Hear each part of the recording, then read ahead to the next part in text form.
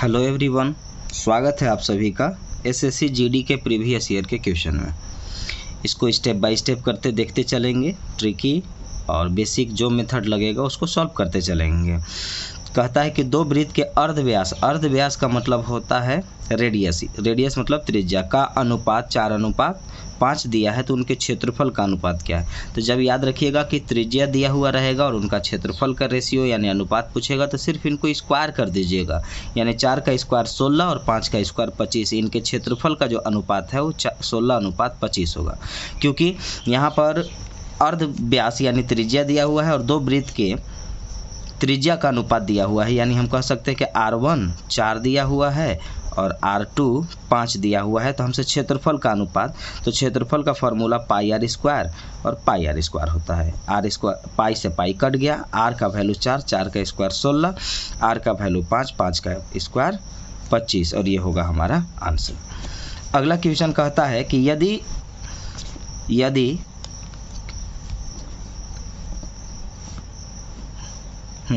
यदि किसी बहुभुज के विकर्णों की संख्या 44 है तो उन भुजाओं की संख्या क्या है। तो अगर याद रखेंगे कि किसी क्वेश्चन में विकर्ण देकर के भुजा पूछे तो विकर्णों की संख्या का जो फॉर्मूला होता है वो होता है n × n-3/2। तो ये है विकर्णों की संख्या और विकर्णों की संख्या दे रहा है हमारे पास 44। क्रॉस मल्टीप्लाई करिए तो ये n से गुना करिएगा तो n² -3n बराबर में 88, प्लस है इधर आएगा तो माइनस, तो n² -3n -88 बराबर में 0। n कॉमन लीजिए तो n कॉमन लेंगे तो n-3 माइनस, सॉरी इसको अभी तोड़ना है, गुना इन दोनों को मल्टीप्लाई यानी गुना करते हैं और इनको जब हम गुना करेंगे तो ऐसे तोड़िए तो 11 × 8 = 88, यानी इसको ऐसे ब्रेक करना है जिसमें गुना करें तो 88 आए और जोड़े या घटाएं साइन के अनुसार तो -3 आए। तो 11 और 8, 11 × 8 = 88 भी आ जाएगा, 11 में से 8 जाएगा तो -3 भी आ जाएगा। साइन का ध्यान रखिएगा। तो n² -11n + 8n -88 बराबर में 0। इससे क्या होगा कि 11 में से 8 घटाएंगे तो -3 और गुना करेंगे तो -88। तो n कॉमन लेंगे तो बचेगा n-11 + 8 कॉमन लेंगे, यहाँ बचेगा n-11 बराबर 0। इन दोनों के बदले एक को उठाया जाता है तो n-11 उठाइए और फिर बचा आपके पास n + 8 बराबर में 0। जो प्लस होता है वो माइनस में बाहर निकलता है और जो माइनस होता है वो प्लस में बाहर निकलता है। तो ये माइनस है तो ये प्लस में बाहर निकलेगा और ये प्लस है इसलिए ये माइनस में बाहर निकलेगा। माइनस इनवैलिड होता है इसलिए हमारे पास विकर्णों की जो संख्या होगी वो 11, विकर्णों की संख्या जो होंगे वो 11। तो किसी भी बहुभुज में विकर्णों की संख्या दिया जाए तो n × n-3/2। अब विकर्णों की संख्या 44 था, क्रॉस मल्टीप्लाई किए, इधर भेजे, इसको तोड़ करके सॉल्व किए, n का वैल्यू 11 आया, यानी इसमें भुजाओं की जो संख्या है वो 11 है।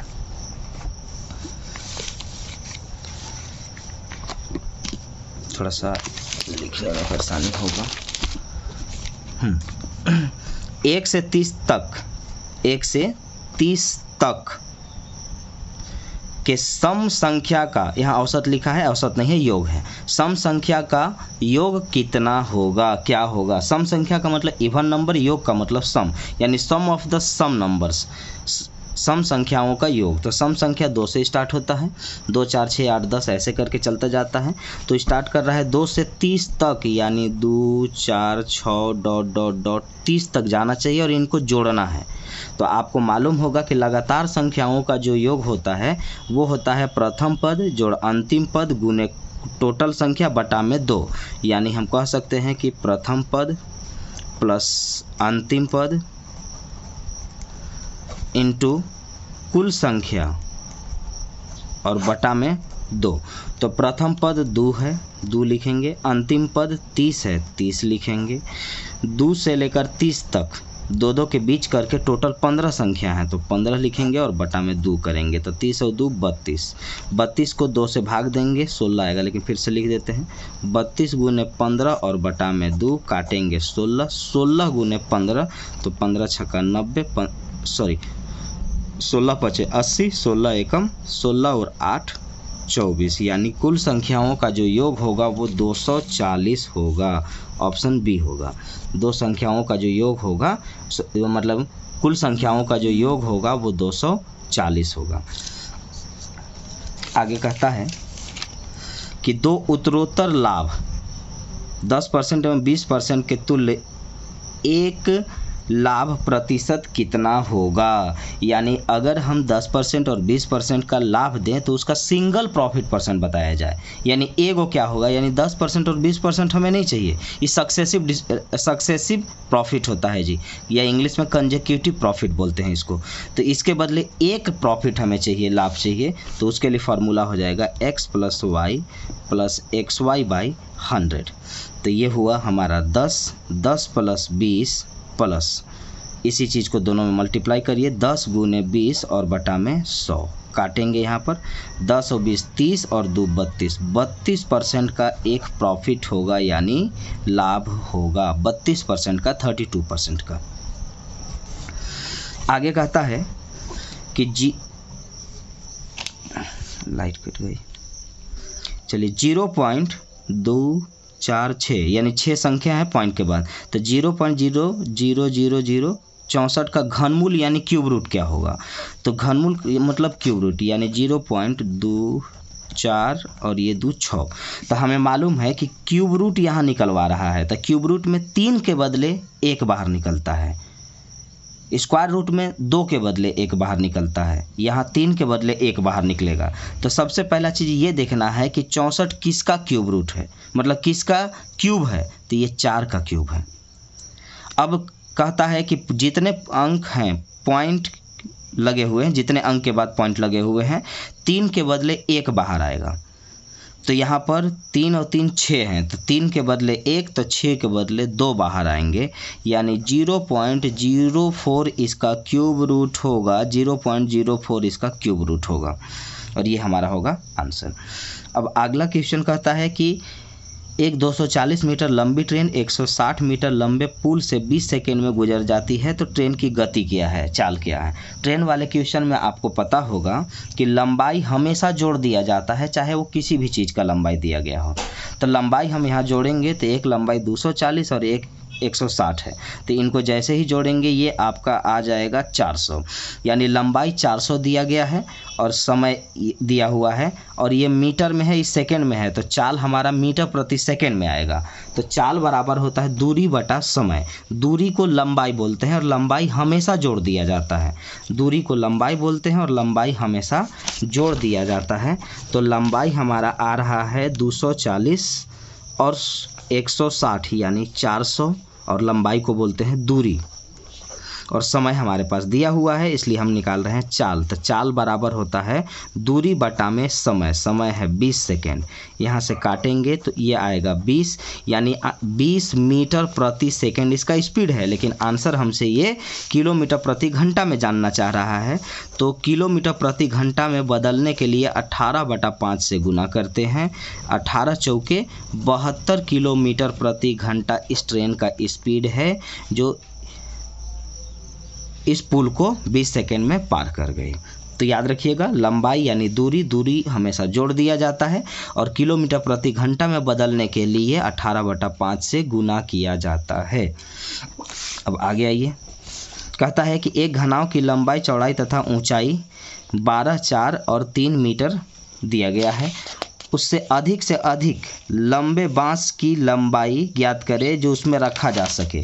तो याद रखिएगा कि घनाव आकार क्यूबाइड शेप का जो रूम होगा, उसमें अगर लंबे से लंबे बांस रखना चाहते हैं तो याद रखिएगा कि वो कोना कोनी रखाएगा। यानी अगर मैं ऐसा रूम कहूँ, 2D है 3D नहीं, ऐसे ही बता रहा हूँ, ये फिगर 3D है, हम ऐसे ही 2D छाप करके बता रहे हैं। तो बड़े से बड़े लंबाई का जो बांस ऐसे रखाएगा, और इसको बोलते हैं डायगोनल यानी विकर्ण। तो याद रखना है कि सबसे अधिक से अधिक लंबाई का जो बांस रखाएगा उसको विकर्ण बोलते हैं, और विकर्ण का जो फॉर्मूला होगा रूट अंडर में L² + B² + H² होगा। तो रूट अंडर में 12 का स्क्वायर 144, 4 का स्क्वायर 16 और 3 का स्क्वायर 9। इसको जब हम जोड़ेंगे तो देखिए 9 6 15 और 4 19, 6 4 10 और 1 11 और 2 और 1 3, कहीं मिस्टेक। इसको फिर से जोड़ दिए, 9 6 15 और 4 19 के 9, तो ये तो हमने जोड़ दिया, बचा हमारे पास 4 और 1 5 और ये 1 6 और 1 के 1, यानी 169। तो 169 से बाहर आएगा 13, क्योंकि ये 13 का स्क्वायर है 13। तो 13 मीटर लंबी बांस इसमें रखा जा सकता है। जब भी लंबाई अधिक से अधिक रखने की बात करेगा, विकर्ण निकालेंगे। विकर्ण बराबर रूट अंडर में L square plus B square plus H square होता है। आगे कह रहा है किसी समचतुर्भुज के विकर्ण 35 मीटर व 24 मीटर है, इसका क्षेत्रफल कितना होगा। तो समचतुर्भुज का जो फॉर्मूला होता है वो होता है 1/2 गुने विकर्णों का गुणनफल, 1/2 गुने विकर्णों का गुणनफल। तो 1/2 गुने, और इसके जो विकर्ण दिए हुए हैं वो 35 गुने 24 है।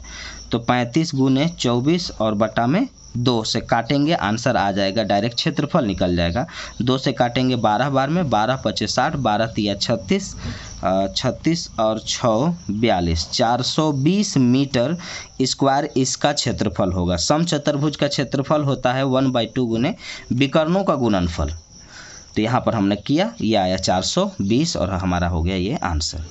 आगे क्वेश्चन कहता है कि एक व्यक्ति शांत जल में 7.5 किलोमीटर प्रति घंटा की चाल से नाव चला सकता है। यदि नदी की चाल 1.5 किलोमीटर प्रति घंटा हो तो वह एक स्थान पर जाकर वापस लौटने में 50 मिनट समय लेता है। तो दोनों स्थान के बीच की दूरी क्या है। तो सबसे पहला चीज़ समझिए यहाँ पर कि बोट एंड स्ट्रीम यानी नाव धारा के क्वेश्चन में जब धारा जिधर बह रही है अगर उधर जाया जाए तो नाव के चाल और धारा के चाल को जोड़ दिया जाता है, और जब वापस आया जाएगा विपरीत दिशा में चला जाएगा तो दोनों के चाल को घटा दिया जाएगा। और दोनों कंडीशन में जाकर वापस आने में इसको पूरे 50 मिनट लगते हैं। तो जब समय दे दिया जाता है तो फॉर्मूला सिर्फ समय का लगाया जाता है, चाहे वो जो कुछ भी पूछे। तो फॉर्मूला हम लगाएंगे समय का, और समय बराबर होता है दूरी बटा चाल, और इसको समय लग रहा है पूरे 50 मिनट, पूरे 50 मिनट, और मिनट को 60 से भाग दे करके घंटा में चेंज कर देते हैं। और दूरी समय बराबर होता है दूरी बटा चाल। हम मानते हैं कि दूरी हमारा x है। अब हम दिशा में जाएंगे तो चाल जोड़ देंगे, तो 7.5 और 1.5 हो जाता है 9। अब इसी दूरी को जब वापस आने लगेंगे तो चाल को घटा देंगे, क्योंकि विपरीत दिशा में चाल घट जाता है। तो 7.5 में से 1.5 जाएगा, ये 6 आएगा। जाने में कुछ समय लगा, आने में कुछ समय लगा, दोनों मिला करके इसको 50 मिनट का समय लगेगा। और इस समय है और समय बराबर होता है दूरी बटा चाल, दूरी बटा चाल। जाने में कुछ समय, आने में कुछ समय, दोनों मिला करके 50 मिनट लगा। ये हमने काट दिया। इसका एलसीएम लेंगे तो ये 5/6, एलसीएम लेंगे तो ये 18 आएगा, ये 2 बार में और ये 3 बार में, तो 2 और 3 5, ऊपर में 5x, 5 से 5 खत्म, 6 से 3 बार में, x का वैल्यू 3 किलोमीटर दूर है वो स्थान, 3 किलोमीटर दूर है वो स्थान, और आंसर होगा हमारा ऑप्शन ए। अगला क्वेश्चन पर आते हैं। 300 और 600 के बीच कितनी संख्याओं को 2, 4 और 6 से विभाजित किया जा सकता है। तो याद रखिएगा कि कभी भी 2-3 संख्या देगा कि इसे सबसे काटना है, तो सबसे पहला चीज़ कि उसका एलसीएम निकलना चाहिए। तो यानी 2, 4 और 6 का जब हम एलसीएम निकालेंगे तो आ जाएगा 12। अब हमें सिर्फ 12 से काटने की ज़रूरत है, बाकी संख्या अपने आप इससे कट जाएंगे। तो कहता है कि 300 और 600 के बीच, तो 600 को काटने वाली 12 से संख्या, 300 को काटने वाली 12 से संख्या, इसमें कितनी संख्या है 600 में 12 से भाग दे करके और 300 में 12 से भाग दे करके जैसे ही घटाएंगे इनके बीच में कितनी संख्या है जो इनसे कट सकते हैं वो सब के सब आ जाएगा। तो यहाँ पर 12 से जैसे ही काटेंगे 12 5 60 और फिर काटेंगे तो 12 दूनी 24 और 6 12 5 60, यानी 50 में से 25 घटेगा, आंसर आएगा 25। यानी 300 और 600 के बीच में 25 गो संख्या है जो 2, 4 और 6 से कट जाएगी। अब इसमें क्या है कि के बीच कहा हुआ है। अगर हम इसको ये ट्रिक से मेथड से हुआ, अब अगर हम इसको बेसिक से बनाना चाहते हैं तो बेसिक से कैसे बनाएंगे। तो बेसिक से थोड़ा ध्यान रखिएगा कि एलसीएम तो लेंगे ही, इसका 2, 4, 6 का एलसीएम लेंगे तो ये तो 12 ही आएगा, 12 आएगा। अब कहता है कि, और ये थोड़ा सा लेंदी प्रोसेस हो जाएगा, इसलिए अगर इसको आप ऐसे ही बनाएंगे तो ज़्यादा बेहतर होगा कि जिसके बीच में कहा उनको उठाइए और 300 एलसीएम लेकर के उनको काट करके घटा दीजिए, सीधा आंसर आ जाएगा। अगर आप इसको प्रोसेस से बनाना चाहते हैं तो प्रोसेस से ध्यान रखिएगा कि 300 को पहले 12 से भाग देंगे और के बीच चाहिए, इसका मतलब 300 और 600 को छोड़ देना होगा, 300 और 600 को छोड़ देना होगा। मैं बता ही देता हूँ। तो अगर मैं 300 को काटूंगा 12 से तो यहाँ देखिएगा कि 12 दूना 24 यानी 6 और 12 25 60, यानी तो पूरा कट गया, यानी 300 तो कट जा रहा है, लेकिन 300 हमें नहीं चाहिए, हमें इसका अगला संख्या चाहिए, यानी हमें चाहिए 312 और फिर अगला संख्या 324 डॉट डॉट डॉट ऐसे कटेंगे। तो लास्ट वाला संख्या क्या है? तो लास्ट वाला 600 है। 600 भी पूरा कट जा रहा है, तो पूरा हमें ये नहीं चाहिए, हमें बल्कि पीछे वाला चाहिए। तो पीछे वाला चाहिए तो इसका मतलब ये हो जाएगा हमारे पास 12 यहाँ से जैसे ही घटाएंगे आ जाएगा हमारे पास 588, यानी लास्ट वाली जो संख्या है वो संख्या है 588। अब 588 अगर ये संख्या है, यानी 312 से शुरू होगा, 312 324 और डॉट डॉट डॉट 588 तक जाएगा। इसमें कितनी संख्या हैं जो 12 से कटेंगे? तो संख्या निकालने का तरीका था, संख्या निकालने का कि जितने का गैप है उतना पीछे जाएंगे, यानी इसमें से घटाएंगे। तो 312 में से 12 घटाएंगे तो आएगा 300। अब जो आया है उसको अंतिम संख्या में से घटा देंगे, यानी 300 इसमें से घटा देंगे तो आ जाएगा यहाँ पर 288। अब जितने का गैप चल रहा है, अंतर चल रहा है, उससे भाग दे देंगे तो आ रहा है 12 का गैप, 12 से भाग देंगे, 12 दूना 24 आएगा, 4 आया और ये 8 और 12 चौके 48, ये होगा हमारा आंसर। वास्तविक में अगर हम देखना चाहते हैं तो इसका आंसर 24 होना चाहिए।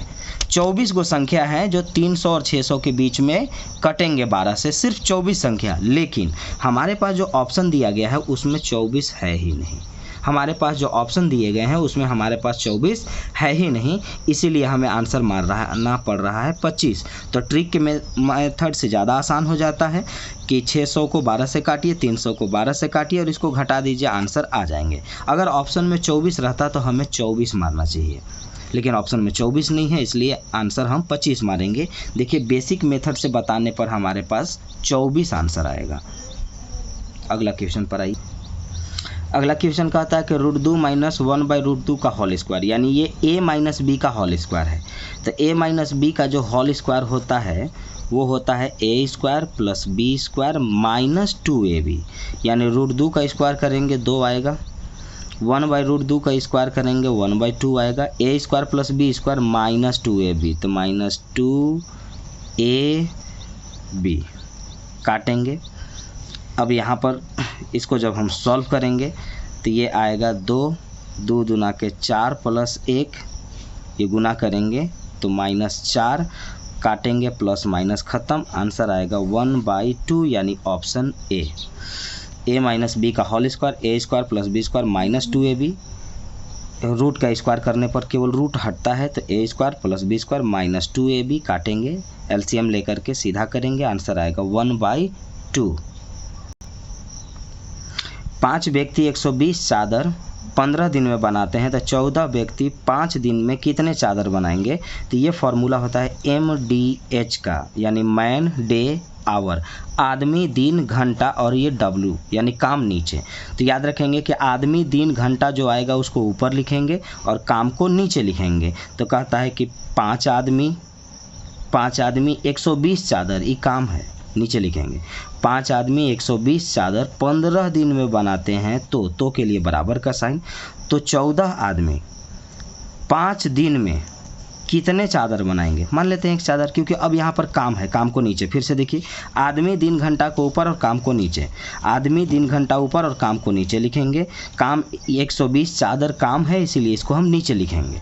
अब इसको काटिए, 5 से 5 खत्म, अब 15 से काटेंगे तो 15 8 120, और ये मल्टीप्लाई यानी हम यहाँ पर गुना करेंगे तो 14 गुने 14 8 112, तो हमारे पास आ जाएगा 112, यानी इन्हें 114 व्यक्ति 5 दिन में 112 चादर बनाएंगे।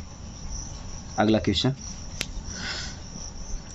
कहता है कि 0.3 इंटू 0.3 प्लस 0.3 भागा 3, तो ये होता है बोर्डमास के नियम से। तो बोर्डमास के नियम में अगर ब्रैकेट नहीं है, बोर्डमास के नियम में अगर ब्रैकेट नहीं है तो पहले भाग देते हैं, फिर गुना करते हैं, फिर जोड़ करके घटा देते हैं। लेकिन अगर ब्रैकेट होगा तो पहले ब्रैकेट का काम होगा, फिर उसमें ऑफ आता है। ऑफ मतलब का मतलब गुना, यानी पहले इसका काम आएगा। लेकिन इनमें से कुछ भी नहीं है, सिर्फ आपके पास जोड़ घटाव गुना भागा है। तो पहले भाग देंगे, फिर गुना करेंगे और फिर जोड़ लेंगे। तो यहाँ पर जैसे ही 0.3 जो दिया गया है 0.3 इंटू 0.3, यानी पहले तो इस भागा को देंगे, लेकिन यहाँ गुना भी कर लेंगे तो कोई फ़र्क नहीं पड़ेगा। तो यहाँ पर जैसे ही हम यहाँ पर मल्टीप्लाई करेंगे 0.3, एक अंक के बाद पॉइंट, एक अंक के बाद पॉइंट चला जाएगा 2 अंक के बाद, यानी 0.09 प्लस में 0.3 और भागा में 3। देखिए पहले तो यही काम करना चाहिए था, फिर मल्टीप्लाई करना चाहिए था, लेकिन ये अलग अलग हैं इसलिए कोई फ़र्क नहीं पड़ा। तो इस पॉइंट के बदले एक 0 और 2 अंक के बाद पॉइंट है इसलिए 00। एलसीएम लेंगे तो आएगा 300 और मल्टीप्लाई करेंगे, भाग देंगे तो 3 बार में 3 9 27 और ये जाएगा आपका 10 बार में 10 तिया 30। काटेंगे आंसर आएगा 57/300। पहले भाग देंगे, ऑप्शन बी, पहले भाग देंगे, फिर गुना करेंगे, फिर जोड़ करके घटा देंगे अगर ब्रैकेट नहीं दिया गया है तो। अगला क्वेश्चन कहता है कि जब किसी वस्तु को 480 में बेचा जाता है तो 20% लाभ होता है। यदि वस्तु को 580 रुपये में बेचा जाए तो उसे कितने % का लाभ होगा? तो सबसे पहला चीज़ कि 480 में मैंने बेचा यानी विक्रय मूल्य है, और 20% का लाभ हुआ यानी 120/100 लिखाएगा ये। अब हमको सिर्फ ये बताइए कि पहले क्रय मूल्य जानने की ज़रूरत है, CP। तो 480 रुपये में मैंने बेचा और मुझे लाभ हुआ, यानी खरीद करके हम 480 से कम में लाए हैं, तो जो फ्रैक्शन बनाए हैं उसको ऊपर कर दीजिए, यानी 100/120 ये क्रय मूल्य निकालेगा। 12 चौके 48, यानी 400 रुपये में हम इसको खरीद के लाए हैं। अब हम इसको बेचना चाहते हैं 580 में, तो 580 में 400 में खरीदा हूँ, 580 में बेचा हूँ, 180 रुपये का लाभ होगा। लाभ % होता है लाभ गुने 100 और बटा में क्रय मूल्य यानी CP यानी 400। 00 यहाँ से कैंसिल हो गया और इसको काटेंगे तो आ जाएगा हमारा 4 चौका 16 और 4 पचे 20, यानी 45% का लाभ हो जाएगा हमें, ऑप्शन बी 45% का। तो याद रखेंगे कि ऐसे क्वेश्चन में क्या किया जाता है कि 480 में हमने बेचा, 20% का लाभ, 20% का लाभ का मतलब 120/100।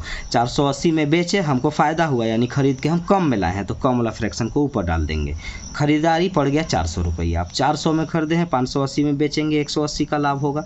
लाभ % लाभ गुने 100 बटा क्रय मूल्य, प्रॉफिट इंटू 100/CP, काटेंगे 45% का प्रॉफिट होगा यानी लाभ होगा। अगला क्वेश्चन कहता है कि एक खिलाड़ी 9 पारी में बनाए गए रनों का औसत 48 है। औसत में संख्या से गुना करने पर इनका टोटल रन आएगा। 10वीं पारी में वह कुछ रन बनाता है जिससे उसकी औसत रन में 6 रन की वृद्धि हो जाती है, यानी 10वीं पारी में उसने कुछ रन बनाया और उसका 6 रन एवरेज यानी औसत बढ़ गया, तो उसके द्वारा 10वीं पारी में बनाए गए रन कितने हैं? तो सबसे पहला चीज़ कि ये 9 पारी में 48 है, तो 9 से गुना करेंगे तो 9 पारी में टोटल रन जितना बनाया है वो आ जाएगा। अब 10वीं पारी जैसे ही खेला उसका औसत रन बढ़ गया 6, यानी पहले था 48 अब हो जाएगा 54।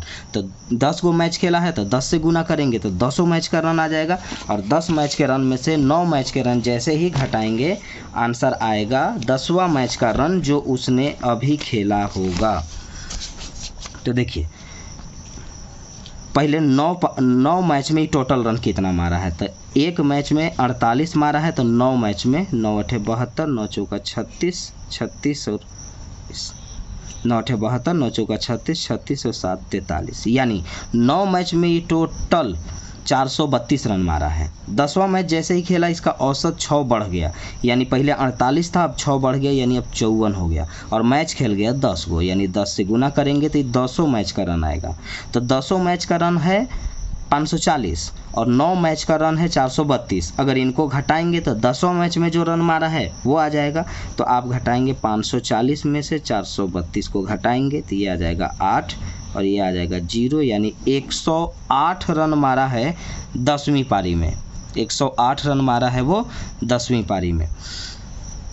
तो इसी टाइप का आप वीडियो देखते रहेंगे, प्रीवियस ईयर के जितने क्वेश्चन हैं उसको बना करके हम सॉल्व करते जाएंगे। अब आज के क्वेश्चन को यहीं पे रखते हैं क्योंकि लगभग इतने क्वेश्चन हो चुके हैं, और या फिर इसको बना ही देते हैं। टोटल एक चैप्टर मतलब एक सेट कंप्लीट करते हैं। एक सेट में पूरे 25 क्वेश्चन है। आपको पता है कि ये SSC GD previous year GD चल रहा है, और अभी क्योंकि आने वाला एग्ज़ाम जो है आपका दिसंबर में फॉर्म आ जाएगा और अप्रैल में मार्च अप्रैल में आपका एग्ज़ाम हो जाएगा। तो उसी को देखते हुए मैं चाह रहा हूँ कि टोटल प्रीवियस ईयर यहाँ पे करा दूँ। तो आप इसको देखते रहें, और प्रीवियस ईयर क्वेश्चन मारना बहुत ज़रूरी है। उसको जितना ज़्यादा आप रिवाइज मारेंगे, जितना ज़्यादा प्रैक्टिस करेंगे, आपके अंदर में क्वेश्चन को सॉल्व करने का जो कैपेसिटी है वो डेवलप होता चला जाएगा, और एग्ज़ाम में कैलकुलेशन मिस्टेक नहीं होगा। आप डायरेक्ट क्वेश्चन पे अटेम्प्ट करेंगे जो कि आपसे एकदम अच्छे से सॉल्व होगा। तो कोशिश करेंगे कि एक दिन में एक पूरा प्रीवियस ईयर मतलब 25 क्वेश्चन को पूरे कर ही लें। अगला क्वेश्चन कहता है कि एक रेलगाड़ी आगरा से मथुरा के लिए 60 किलोमीटर प्रति घंटा की चाल से चलती है और 45 मिनट में पहुंच जाती है। यदि वह लौटते समय उसकी चाल 10% कम हो जाती तो वह मथुरा से आगरा आने में कितना समय लेती। तो सबसे पहला चीज़ ये देखिएगा,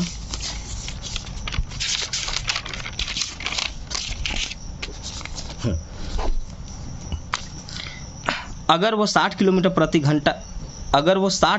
प्रति घंटा के हिसाब से चल रही है और उसको जाने में 45 मिनट लगते हैं। एक बार फिर से पढ़ते हैं। एक रेलगाड़ी आगरा से मथुरा के लिए 60 किलोमीटर प्रति घंटा के हिसाब से चलती है और 45 मिनट में पहुंच जाती है। तो पहले ये देखिए कि दूरी कितना है, और दूरी बराबर होता है चाल गुने समय। तो चाल गुने समय, समय है 45 मिनट, मिनट को घंटा में चेंज करने के लिए 60 से भागा दिया जाता है। मिनट को घंटा में चेंज करने के लिए 60 से भागा दिया जाता है, यानी 45 किलोमीटर की दूरी है आगरा से मथुरा। अब कहता है कि लौटते समय उसकी चाल 10% कम करेंगे। तो इसका मतलब 45 के हिसाब से गया है, 10% कम का मतलब 90/100, 20% कम का मतलब 80/100, यानी 100 में से उसको घटा देते हैं। यानी इस चाल से उसको आना है। तो इस चाल से अगर उसको आना है तो 0 0 खत्म, 5 दूना 5 9 45, यानी हम कह सकते हैं कि 81/2 यानी 40.5 किलोमीटर प्रति घंटा के हिसाब से उधर से उसको वापस आना है। तो दूरी हमारे पास 45 किलोमीटर है, और अगर इस चाल से हम वापस आएंगे तो हमें कितना समय लगेगा, और समय बराबर होता है दूरी बटा चाल। दूरी है 45 किलोमीटर और चाल है हमारे पास 81/2, यानी 2 को ऊपर भेज देंगे, या पॉइंट बात एक ही है। अब जब हम इसको काटेंगे तो 9 5 45, 9 9 81 और 5 दूना के 10/9, यानी 9 एकम 9 और 1/9 आया, जो कि हमारे पास अब चूँकि ये जो है घंटा था और घंटे के बाद मिनट था, और घंटे को मिनट में बदलने के लिए 60 से गुना करते हैं। तो 9 से काटेंगे तो 9 छक 54, 9 छक 54, यानी 1 घंटा कुछ मिनट लगेंगे। लेकिन हमारे पास जो ऑप्शन है वो 1 घंटा 10 मिनट है, 1 घंटा 20 मिनट। अब यहाँ पर हम देख लेते हैं कहीं मिस्टेक नहीं है ना। 45 किलोमीटर प्रति घंटा आया, 10 किलोमीटर प्रति घंटा कम करना है स्पीड, यानी 90 के हिसाब से आना है, यानी 1 0 खत्म, 5 दूनी 10, 5 9 45, 9 9 81/2, ये बिल्कुल ठीक है। अब 45 किलोमीटर दूरी को इस चाल से आना है तो क्या समय लगेगा। तो 9 5 45, 9 9 81, 5 दूनी 10/9, यानी 1/9 आया। 60 से जैसे ही इसको, यानी 1 तो अलग है और इस 60/9 है, तो 3 से काटेंगे तो 20 बार में, और 3 से काटेंगे तो यानी हम कह सकते हैं कि लगभग 6 तो उसी टाइप का जाने वाला है। तो हमने दूरी को 10% कम कर दिया, जबकि चाल को कम करना पड़ा था। तो हम एक बार फिर से इसको बनाएंगे कि एक ट्रेन आगरा से मथुरा 60 किलोमीटर प्रति घंटा के हिसाब से चलती है, 45 मिनट में पहुंच जाती है। तो दूरी कितनी है, तो दूरी बराबर होता है चाल गुने समय। तो चाल गुने समय, समय को 60 से भाग दे करके, मतलब मिनट को 7 से भाग दे करके घंटा में चेंज करते हैं, यानी 45 किलोमीटर ये दूरी है, और हम लोग इसी को कम कर दिए, मिस्टेक हो गया। हम आने वाला समय में कह रहा है कि लौटते समय 10% चाल कम करेगा। तो चाल तो इसका 60 था, तो 60 था तो 10% कम का मतलब 90/100, तो 9 छक 54। आने वाला है 54 के हिसाब से, आने वाला है 54 के हिसाब से, तब समय क्या लगेगा। तो समय बराबर होगा दूरी बटा चाल, दूरी और बटा में चाल। जब हम इसको काटेंगे तो 9 5 45 और 9 छक 54 यानी 5/6। तो ये घंटा में आने वाला था, लेकिन ये कम पड़ रहा है इसलिए अब ये मिनट में आएगा। तो घंटे को मिनट में बदलने के लिए 60 से गुना करते हैं, करेंगे 10 बार में, आंसर आएगा 50 मिनट लगेगा। उस समय मिस्टेक होने का कारण था, इसको हमने कम कर दिया, वो बाई मिस्टेक था। इस पर ध्यान दीजिएगा कि हमें चाल को कम करना था। तो हमारा जो चाल होगा वो 54 किलोमीटर प्रति घंटा के हिसाब से जब वापस आएंगे तो आने में 50 मिनट लगेगा, और ये होगा हमारा आंसर यानी 50 मिनट, ऑप्शन सी। आगे आइए, किसी परीक्षा में 33% उत्तीर्णांक यानी पासिंग मार्क्स, एक विद्यार्थी को उस परीक्षा में 210 अंक प्राप्त हुआ और 21 अंक से वो फेल कर गया। परीक्षा का पूर्णांक, पूर्णांक का मतलब नंबर, टोटल मार्क्स बताइए। तो बताइए 33% पास होने के लिए चाहिए। एक लड़का 210 लाया, 21 नंबर से फेल हो गया। अगर वो 21 नंबर ले लाता तो वो पास हो जाता। तो 21 नंबर जब वो लाएगा तो वो ले लाता आपका 231, यानी हम कह सकते हैं कि 33% का जो वैल्यू है वो 231 है।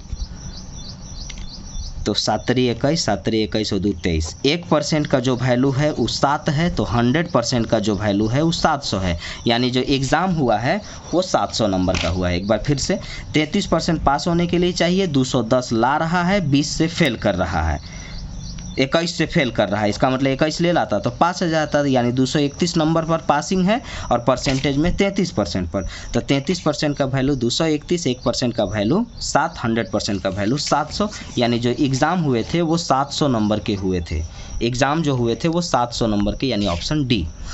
अगला कहता है कि 12 पुरुष किसी काम को 20 दिन में कर सकते हैं, 15 पुरुष उस काम को कितने दिन में करेंगे। हमें मालूम है कि आदमी दिन घंटा को ऊपर रखा जाता है, आदमी दिन घंटा को ऊपर, काम को नीचे। तो 12 पुरुष किसी काम को 20 दिन में करते हैं, तो के लिए बराबर का साइन। तो 15 पुरुष उस काम को कितने दिन में करेंगे, मान लेते हैं 1 दिन में करेंगे। 12 पुरुष 20 दिन में, 15 पुरुष पता नहीं कितना दिन में। काटिए, 5 तिया 15, 5 चौका 20, 3 चौका 12, 4 चौका 16 दिन लगेगा। 16 दिन लगेगा, ऑप्शन सी, 16 दिन में ये हो जाएगा। अब यहाँ पर कह रहा है कि इतना का, अब फिर से वही फ्रैक्शन की बात कर रहा है, बोडमास के नियम की बात कर रहा है, तो जिसमें पहले का सॉल्यूशन होता है, का, लेकिन पहले ब्रैकेट सॉल्व होगा। तो अगर हम इसको कहेंगे कि ये 3/7, का मतलब गुना होता है, 9 दूनी 18 और 1 19/9 है, का मतलब गुना होता है, 19 दूना 38 और 4 42/19 है। तो इसको जब हम काटने चलेंगे तो 19 19 खत्म, 3 से 3 तिया 9, 14 तिया 42, 7 से 2 बार में, यानी काटेंगे तो आंसर हमारा 2 आएगा। अब एक और क्वेश्चन करते हैं। कहता है एक कुर्सी का अंकित मूल्य उसके क्रय मूल्य से 75% अधिक है। दुकानदार द्वारा अपनी कुर्सी को न तो लाभ और न ही हानि पर बेचने के लिए अधिकतम कितने प्रतिशत के छूट देना होगा। यानी कहता है कि अगर मैं 100 रुपया में ख़रीद करके लाया हूँ, खरीद करके, यानी क्रय मूल्य 100 रुपया, अगर मेरा क्रय मूल्य होगा 100 रुपया, तो हमारा एमआरपी यानी अंकित मूल्य एमआरपी 175 होगा, क्योंकि 75% बढ़ा के रखेंगे, 75% बढ़ा करके रखेंगे। तो हम चाह रहे हैं कि न तो मुझे लाभ हो और न ही मुझे, न तो हमें लाभ और न ही हानि हो, यानी जितना में खरीदे हैं उतने में बेच देना है। तो डिस्काउंट कितना परसेंट दे रहा है, तो देखिए 175 रुपये का सामान है, जो भी डिस्काउंट दिया जाता है 100 माइनस एक्स, यानी 10% छूट का मतलब 90/100, 10% छूट का मतलब 90/100, 20% छूट का मतलब 80/100। तो आता कहाँ से है, तो 100 में से घटाने पर। इस बार डिस्काउंट हमें नहीं मालूम है, इसलिए इसको हम 100 में से घटाएंगे, और 100 में से घटाएंगे तो 175 का सामान है, कुछ परसेंट डिस्काउंट देने पर हमें उतना ही में ही बेचना है जितना में हम खरीद के लाए हैं। तो खरीदे हैं 100 रुपया में, यानी 100 में हम इसको बेच देंगे। 25 से अगर हम काटते हैं तो 7 बार में, 25 से ही 4 बार में, क्रॉस मल्टीप्लाई कर दीजिएगा इसको, तो इसको मल्टीप्लाई कीजिएगा तो ये आ जाएगा आपका 400। ये वाला मल्टीप्लाई करिएगा तो ये आ जाएगा आपका 700 माइनस 7x बराबर में 400, बराबर में 400। ये प्लस से इधर आएगा तो माइनस, ही माइनस से उधर जाएगा तो प्लस। तो 700 में से 400 घटाएंगे आएगा 300, और 300 को जैसे ही 7 से भाग देंगे तो आ जाएगा 7 चौका 28, 2 बचा, 7 दूनी 14, यानी 85, तो 42.85% का हमें डिस्काउंट देना होगा, छूट देना होगा। यानी हम खरीद के लाए हैं 100 रुपया में, 75% MRP एक्स्ट्रा रखेंगे यानी 175 रुपया रखेंगे, इसमें कुछ परसेंट छूट देना है और हमें लाभ हानि नहीं चाहिए, यानी हमें करैमुल पर बिकना चाहिए और करैमुल है 100 रुपया। काटेंगे, तिरछा तिरछी गुना करेंगे, 42.85% का हमें डिस्काउंट देना होगा यानी छूट देना होगा। अगला क्वेश्चन कहता है कि बिक्री 1000 में दिया गया है, महीने की बिक्री के आंकड़ों को 1000 में दर्शाया गया है और इसके अनुसार यानी बिक्री जो दिया गया है वो 1000 में दिया गया है, यानी सारा चीज़ 1000 में है, तो ये हमारा 1000 में दिया गया है और ये इस नाम होगा। इसका एक बार में ग्राफ को, इलेक्ट्रॉनिक्स स्टोर में ब्रांड है, ये सब ब्रांड है, तो ए से लेकर के जी तक ये ब्रांड है और इनकी जो बिक्री है वो हज़ारों में है। कितने 1000 में है, यानी ए ब्रांड इतना 1000 में बिका है, ये इतना 1000 में, ये इतना 1000 में, मतलब ये 1000 में बिकेगा। तो अब क्वेश्चन हमसे कह रहा है कि ब्रांड बी और ब्रांड ई के बिक्री का अनुपात बताइए। ब्रांड बी और ब्रांड ई के बिक्री का अनुपात, तो ब्रांड बी के बिक्री जो है वो 280 है, ब्रांड बी के जो बिक्री हैं वो 280 है। तो ब्रांड बी और ब्रांड ई के बिक्री का जो रेशियो चाहिए वो, तो ब्रांड बी का जो है वो 280 है और ब्रांड ई का जो बिक्री है वो 160 है। काटेंगे, 2 से काटेंगे 14 बार में, 4 से काट दीजिए, 4 सते 28, 4 चौका 16, 7:4 में इनका रेशियो आएगा, जो कि आंसर में होगा ऑप्शन ए 7:4, ऑप्शन ए 7:4। अगला क्वेश्चन कह रहा है कि ब्रांड एफ की बिक्री ब्रांड ई की तुलना में अधिक है। अब ये परसेंट में दिया कि क्या, ये देखना है। तो ब्रांड एफ की बिक्री ब्रांड ई की तुलना में कितना है, तो ब्रांड एफ की अगर हम बात करेंगे तो ब्रांड एफ हमारे पास 400 है और ब्रांड ई हमारे पास 160 है। तो ब्रांड एफ 400 और ब्रांड ई 160, तो अधिक अगर हम बात करेंगे तो अधिक हमारे पास ये हो जाएंगे 340, क्योंकि इसमें से 60 जोड़ेंगे 400 आ जाएगा, 240। 400 ब्रांड एफ 400 और ब्रांड ई 160 हैं, तो ये कितना अधिक है, तो 240 अधिक है। अब ऑप्शन पर आते हैं, ऑप्शन में ऐसा कुछ है ही नहीं, ऑप्शन में पॉइंट में दिया गया है, तो इसका मतलब हुआ कि ये जो अधिक की बात कर रहा है, ये जो अधिक की बात कर रहा है, ये देखना होगा कि ये 240 अधिक है और ये किससे, 160 से। तो अगर हम यहाँ पर काटते हैं 0 और 16 एकम 16, अब बचा आपके पास 8 और 16 बचे 80, यानी इस रूप में देखिएगा पॉइंट के रूप में, यानी हम कह सकते हैं कि 1.6 टाइम्स यानी 1.5 गुना अधिक है। तो ये गुना में पूछ रहा है, तो आंसर होगा 1.5। अगला क्वेश्चन कहता है कि यदि बिक्री के आंकड़े में टैक्स शामिल नहीं है तो 5% की दर से सभी 7 ब्रांडों के रेफ्रिजरेटर की बिक्री पर कितना टैक्स देना पड़ेगा। क्वेश्चन कह रहा है कि बिक्री के आंकड़े में टैक्स शामिल नहीं है, 5% की दर से सभी 7 ब्रांड के रेफ्रिजरेटर की बिक्री पर कितना टैक्स लगेगा। तो इसका मतलब हुआ कि सभी को जोड़ा जाए, तो सबको जोड़ा जाए। तो जैसे ही सबको जोड़ेंगे, पहले 7 ब्रांड हैं यानी 320, 280, फिर 280, 320,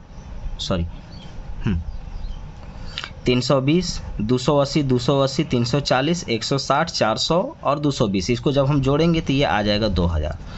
2000 संख्या है, लेकिन ये सारा चीज़ 1000 में था, तो 1000 से हमने क्या कर दिया, मल्टीप्लाई कर दिया। अब बोलता है कि इस पर हम 5% का टैक्स लगाएंगे, तो 5% टैक्स लगाइएगा तो 5/100, तो यहाँ से 00 कैंसिल हो गया, तो 3 और 1 4 0 तो पहले से था और 5 दूनी के 10, यानी हमारे पास 2 4 5, यानी ऑप्शन सी हमारा होगा 1 लाख रुपए, 1 लाख रुपया हमें टैक्स देना पड़ेगा। तो ये पूरे 2500 क्वेश्चन हमने सॉल्व कर दिया। अब हम आपको मालूम है कि एसएससी जीडी प्रीवियस ईयर लेकर के चल रहे हैं और सारे क्वेश्चन को हम स्टेप वाइज सब के सब क्वेश्चन टोटल आपको पढ़ाया जाएगा। इस वीडियो को देखिए और प्रीवियस ईयर में जिनका बेसिक कमज़ोर होगा वो 2 बार 3 बार इस वीडियो को देखेंगे ताकि कंसेप्ट को क्लियर हो सके और सारा फॉर्मूला कंसेप्ट लेकर के आएंगे, तब जाकर के प्रीवियस ईयर के क्वेश्चन को सारे को सॉल्व कर पाएंगे।